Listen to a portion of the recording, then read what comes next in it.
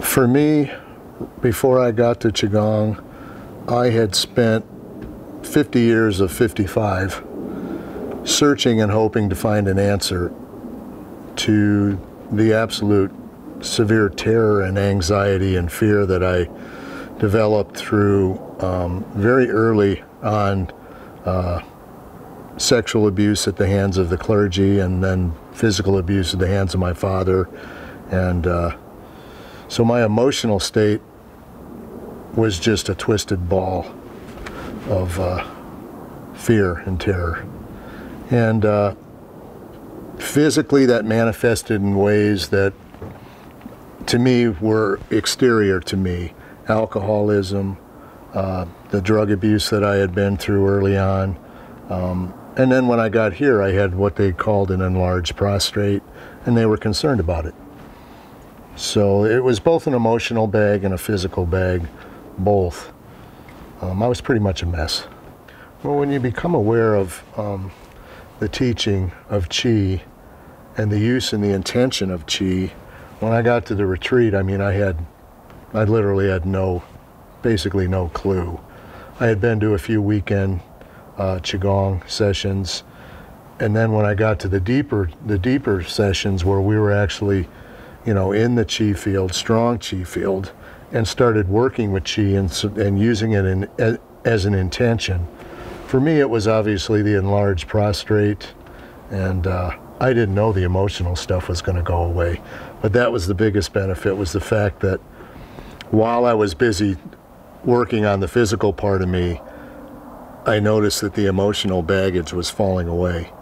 And that was more freeing, I think, than even getting a clean bill of health, because I'd lived with such god-awful terror for so long that the fact that I could be in this life and actually engage people and actually open up and at some point meet them halfway instead of backing up, I mean, that was huge for me.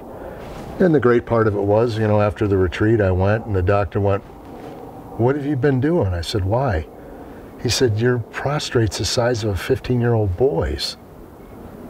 Now that's a quantum thing, but in reality, if you really look at what they teach in Qigong, and they teach about the beliefs of the ancient Taoists,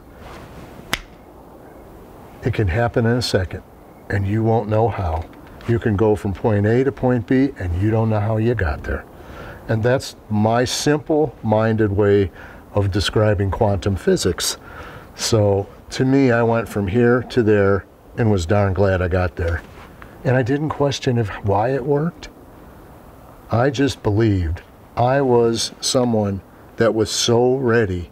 The student was so ready, the teacher appeared in the form of Ming Tong. And Ming Tong's name in Chinese, roughly translated, Ming is the bright, Tong is the way through. So for me, he truly is my Sifu, my master.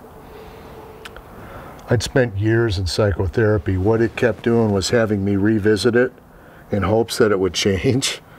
Well, that's like standing in a mud puddle, rubbing yourself with mud, going, geez, I wonder if this will be different this time, as opposed to actually focusing in on it and releasing it, letting it go. Spinal bone marrow is something where you can release the old stories, where you can let it go. You can drop that bag, and that has been proven to be, you know, I mean, what's Ming Tong call it, neuroplasticity. That's the idea that at any moment a mind can make a choice.